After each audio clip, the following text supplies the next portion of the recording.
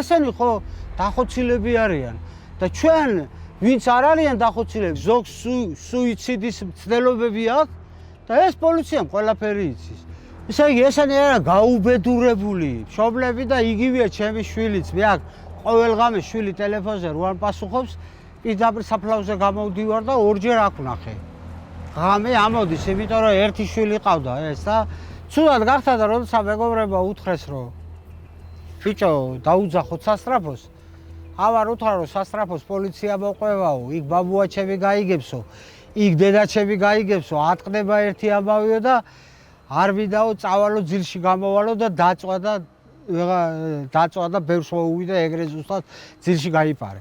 პოლიცია რო იგებს რომ ცუდად არის, არანაირი პურა რომ მოკიკიდებენ ხელს და გადაყავთ ძახეში, წაიყვანენ იზოლატორში, ჩააგდებენ 2 დღე იქ, ჩაუტარებენ სასამართლოს, მიცემენ პირობიც, მიცემენ გირაოს 15,000 ლარი და წარმოგიდგენია შენ რას შვებიან?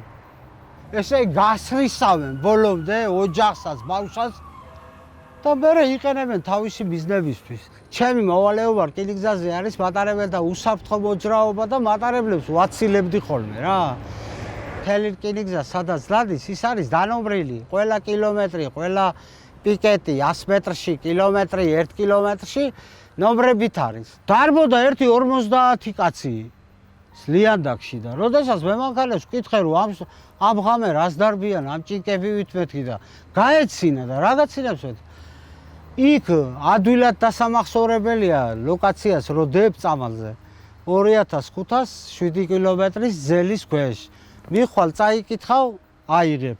ძებნა არ უნდა, პირდაპირ საფლავებზედაც იმიტომ დადიან რომ აქ დავით ბლიაძე ხო წერია. ის ეტყვის რომ დავით ბლიაძის ქვასთან დევს მე გაჩვენებ სადაც დღეში 1300 2500 ლარამდე 1300-დან 2500 ლარამდე პირდებიან ხელფასებს იმ ბავშვებსაც ვინც ასე დარბიან და პირდაპირ ღიად აცხადებენ რომ მოდითო წამლები დაარიგეთ და ხალხი შესვით ნარკოტიკზეო და ეხლა ამაზე რო რეაქცია არ გექნება და წარმოგიდგენიათ თქვენ რომ 1 საათში ადამიანს 2000 ლარს აძლევდე რაში რომ ბავშვები დახოცოს ამაში და ამ ადამიანს რამხელა მოგებაზე გადიან როცა შენ 2000 როცა 500-600 ლარს აძლევენ საწყალ სტუდენტებს ბავშვები ამთავრებენ დიპლომებს იღებენ და სამსახურს ვერ შეულობენ და სადღაც უნდა იმუშავენ სუპერმარკეტებში 600 ლარი თვეში.